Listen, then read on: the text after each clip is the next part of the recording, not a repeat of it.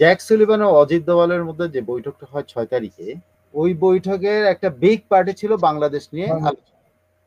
আমরা আমেরিকা এবং India India খুবই ঘনিষ্ঠভাবে কাজ করব। How can Bangladesh hold election as soon as possible? India and United states বাংলাদেশে যে মত পার্থক্য ছিল শেখ হাসিনার আমলে বা 5 আগস্ট 4 আগস্ট পর্যন্ত, সেই জায়গাতে বিরোধটা মিটে গেছে। মানে এখন ইউনূস সরকার চেঞ্জের ব্যাপারে কতটা মনোভাব, এবং দ্রুত নির্বাচন কেন চাচ্ছে? এটা তো ইউনূস সরকারকে সরানোর জন্য চাচ্ছে। জ্যাক সুলিভান তো ভারত ঘুরে গেলেন 2 দিন। আমাদের একটা শোতে আপনি বলেছিলেন যে জ্যাক সুলিভান ভারতে আসবেনই, জয়শঙ্কর সেটা নিশ্চিত করার জন্য গিয়েছেন এবং আসলেন। তারও তো একটা প্রভাব কি বাংলাদেশের রাজনীতিতে এখন পড়ছে কিনা? সেটার প্রভাব তো এটা তো পরিষ্কার যে এটা তো এখন পরিষ্কার যে জ্যাক সুলিভানের, আমি আপনাকে একটা কোট করি একজনকে, তাহলে আপনি বুঝতে পারবেন যে জ্যাক সুলিভানের এই সফরটা কতটা বাংলাদেশের জন্য গুরুত্ব, যেটা যদিও তখন বেশ কিছুদিন ধরে ভারতীয় গণমাধ্যমও জিনিসটা বের করতে পারেন নাই, বা ভারতীয় মেন স্ট্রিম গণমাধ্যম এটা ইয়ে করতে পারেন নাই। কিন্তু জ্যাক সুলিভান ও অজিত দোভালের মধ্যে যে বৈঠকটা হয় 6 তারিখে, 6 তারিখে, হ্যাঁ 6 তারিখ, হ্যাঁ বা 7 তারিখে মিটিং হয়। সেই মিটিং এর যে আলোচনাটা হয়েছে, সেই আলোচনা প্রসঙ্গে যুক্তরাষ্ট্রের বিদায়ী ভারতের বিদায়ী রাষ্ট্রদূত, ওনার নাম হলো এরিক মাইকেল গ্রাসেটি। তো উনি একজন ডেমোক্রেট এবং ডেমোক্রেট পলিটিশিয়ান, সিজন সবকিছু। উনি লস এঞ্জেলসের মেয়র ছিলেন প্রায় দুইবার, খুবই সিজন পলিটিশিয়ান, এবং ভারতের মতো একটা দেশে তাকে প্রতিনিধি করে পাঠানো হয়, এবং ইনি ওনার ওনার ইয়েতেই বাইডেন প্রশাসন ভারতের সাথে সম্পর্ক অনেক দূর পর্যন্ত বেশি অনেক এগিয়ে নিতে পেরেছে। তো উনি রিসেন্টলি কলকাতায় 2 বা 3 দিন আগে কলকাতায় একটা প্রেস ব্রিফিং করছেন। উনি কিন্তু চলে যাচ্ছেন, বিদায়ী উনি, হ্যাঁ। তো ওনার জায়গায় আরেকজন আসবেন, উনি বিদায়ী। তো সে বিদায়ী হিসেবে উনি কলকাতায় একটা প্রেস ব্রিফিং করেছেন। ওনার একটা লাইন আমি আপনি আমাকে যদি একটু, উনি বলছেন আওয়ার সিকিউরিটি অ্যাডভাইজার্স। আমাদের আমাদের দেশীয় পত্রিকায় আমি এগুলো দেখি নাই, কিন্তু আমাদের দেশীয় পত্রিকা হচ্ছে ওখানে আলোচনা হয়েছে এবং তারা কি কি বলেছেন। কিন্তু আমি এক্স্যাক্টলি বলি, এটাতে খুবই টাফ কিছু কথা যে বলেছে যে ওই মিটিং 6 তারিখের মিটিং সময় বলছে, our security advisers met last week and Bangladesh was a big part of conversation. ওই বৈঠকের একটা বিগ পার্টি ছিল বাংলাদেশ নিয়ে আলোচনায় কি হয়েছে? The discussion was about how can we best help Bangladesh. Best help বাংলাদেশে হঠাৎ করে অজিত দোভাল সুলিভান বাংলাদেশকে বেস্ট হেল্পটা কিভাবে কি করতে চান? স্বাভাবিকভাবে ধরেন আমার ধারণা বাংলাদেশ মনে করতে পারে, আমি প্রথমে মনে করছি এটা তো ইকোনমিক সাপোর্ট না, নট দ্যাট। আলোচনা ছিল how can Bangladesh hold elections as soon as possible. How can Bangladesh hold election as soon as possible and protect everybody in Bangladesh? ঠিক আছে, ওখানে কিন্তু আলোচনার মূল as soon as possible বাংলাদেশের নির্বাচনের জন্য নির্বাচন দিতে হবে এবং প্রোটেক্ট করতে হবে বাংলাদেশের জনগণকে, বাংলাদেশের সকল জনগণকে, রাইট।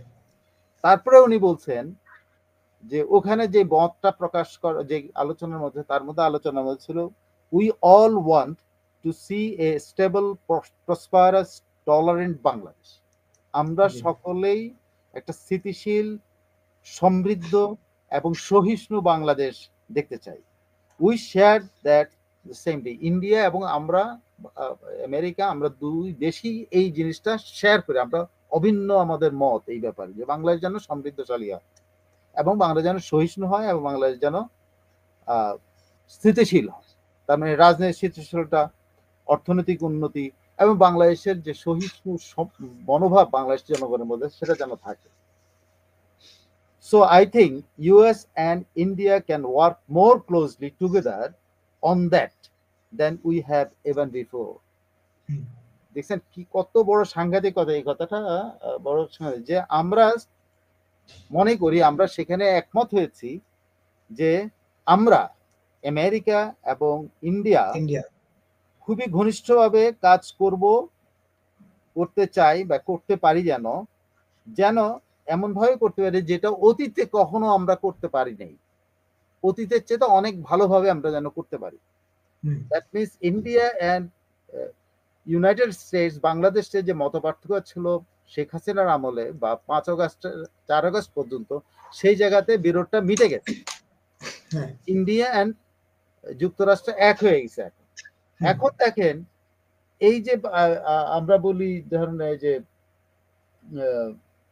বলি যে শুধু ভারতের সমর্থনেই যে বাংলাদেশে সবসময় সবকিছু চলেছে, সেটার জায়গা থেকেই কিন্তু এখন পরিবর্তন হয়ে আসছে। এখন বলতেছে যুক্তরাষ্ট্র এবং ভারত কিন্তু একসাথে আগের অনেক সময়ের চেয়ে বেশি ভাবে, মানে ভালোভাবে বাংলাদেশে গণতন্ত্র উত্তরণ, সমৃদ্ধ বাংলাদেশ গঠন এবং সহিষ্ণু বাংলাদেশ গঠন, মানে জঙ্গি বিরোধী বাংলাদেশ গঠনে ভূমিকা রাখবে তারা যৌথভাবে। এখন আর ভারত একা না, আগে ভারত একা ছিল, যেটা বিএনপি সহ অনেকেই বলতো যে ভারত একতরফা আওয়ামী লীগকে ইয়ে করে, ভারত একতরফা। কিন্তু এখন ভারত এবং যুক্তরাষ্ট্র একমত যে তারা অতীতের যে কোনো সময়ের চেয়ে এখন অনেক জোরদার ভাবে বাংলাদেশে ভূমিকা রাখে।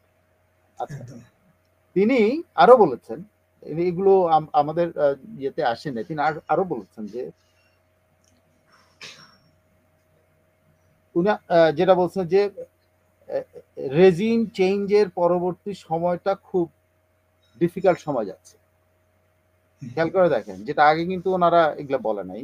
And it did not always result in something better, মানে রেজিম চেঞ্জটা ভালো ভালো দিকে ভালো কিছু হয় নাই। খেয়াল করে দেখেন, এরকম কথা কিন্তু আপনি এইটা আমাদের পত্রিকাগুলো এটাই হেডলাইন হওয়া উচিত ছিল যে আমেরিকানরা মনে করে, এটা আমেরিকানরা ভারতের সাথে মিলে এখন ঐক্যবদ্ধভাবে এটা মনে করে, it didn't always result in something better but can be positive, হয়তো ইতিবাচক হইতে পারে।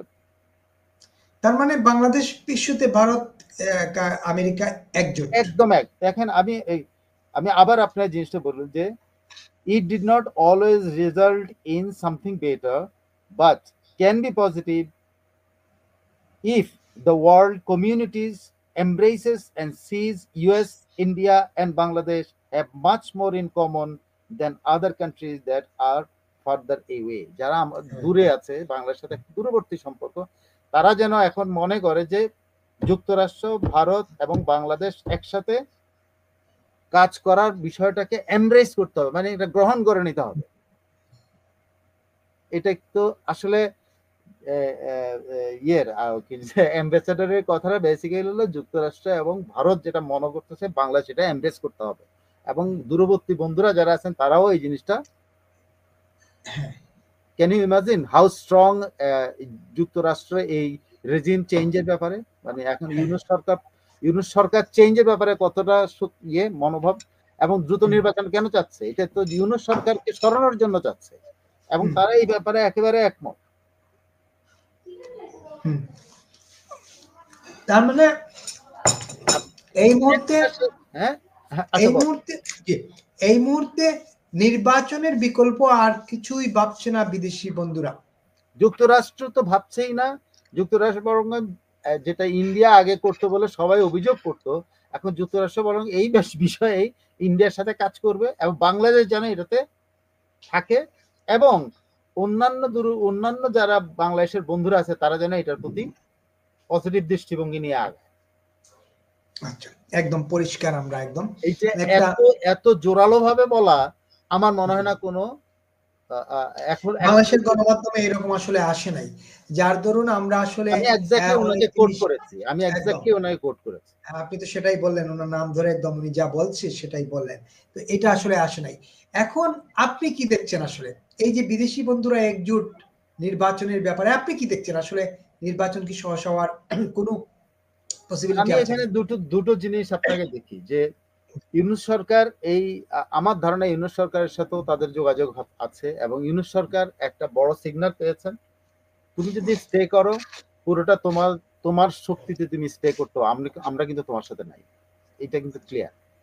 আচ্ছা। এখন ইউনূস সরকারের ভিত্তি হলো বাংলাদেশ সেনাবাহিনী, আর হলো বৈষম্য বিরোধী ছাত্র আন্দোলন, আর হলো জামাত। এখন ইউনূস সরকার বাংলাদেশ সেনাবাহিনীকে কনভিন্স করতে হবে যে না, দ্রুত নির্বাচন না, আমরা পরে নির্বাচন। কিন্তু আপনি দেখেন আমাদের ওয়াকারুজ্জামান কিন্তু স্পষ্ট বলে দিয়েছে আগেই যে 18 মাসের মধ্যে নির্বাচন হয়ে যেত, অলরেডি 6 মাস চলে একদম। গেছে এর মধ্যে।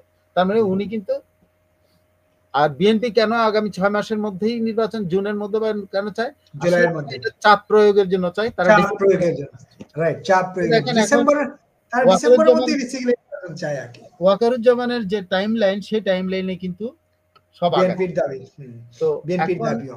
হ্যাঁ, ইউনূস সরকারের যে প্রধান ভিত্তি একটা হলো ওনার নিয়োগকর্তা হলো ছাত্ররা, তাদের শক্তি ক্রমক্ষয়িষ্ণু, কারণ তারা এখানে ওখানে মারামারিতে লিপ্ত হয়ে গেছেন, স্বার্থে লিপ্ত হয়ে একে অপরদের স্লোগান দিচ্ছেন, চাঁদাবাজির, একে অপরের স্লোগান দিচ্ছেন দলবাজির, বদলিবাজির, এগুলো স্লোগান দিয়ে তারা কিন্তু দুর্বল হয়ে আসতেছে।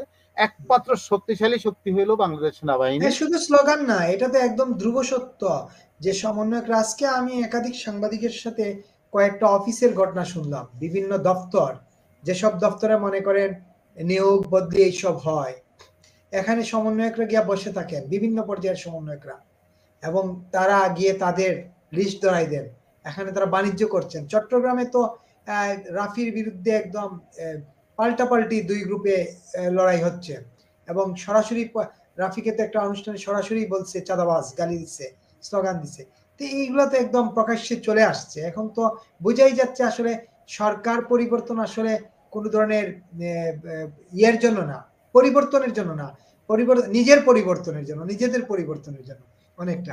আমরা কয়েকটা কমেন্টস পড়ি, আমরা একবারে শেষ আমি করব। আমি আমার ওই কথাটা শেষ করতে পারি না, জি মানে প্লিজ, যে আমি প্লিজ, ওই জায়গাটা প্লিজ। কনক্লুশনটা টেনে তারপর জি আমরা এতে প্লিজ, যাই। সেটা প্লিজ। হলো দেখেন, আমি বলেছি যে দ্রুত নির্বাচন দিতে হলে ইউনূস সরকারের হাতে 3টা শক্তি আছে। তার হাতে একটা হইলো আহ, সেনাবাহিনী। সেনাবাহিনী, একটা সেই সেনাবাহিনী কিন্তু আসলেই ওয়াকারুজ্জামান পরিষ্কার করেছেন, তারাও কিন্তু রাজনৈতিক সরকারের কাছে ক্ষমতা হস্তান্তরটা দ্রুতই চায়। এটা কিন্তু ওয়াকারুজ্জামান বলেছেন। উনি কিন্তু ক্লিয়ারলি প্রথম আলোর ইন্টারভিউতে বলেছেন যে রাজনৈতিক সরকারের বিকল্প কিছু নাই, রাজনীতিবিদরাই এই দেশ চালাইতে হবে, এটা কিন্তু ক্লিয়ার বলে দিয়েছেন। এবং উনি কিন্তু এর আগে টাইমলাইন দিয়েছেন রয়টার্সের সাথে যে 18 মাসের মধ্যে নির্বাচন হয়ে যেতে পারে।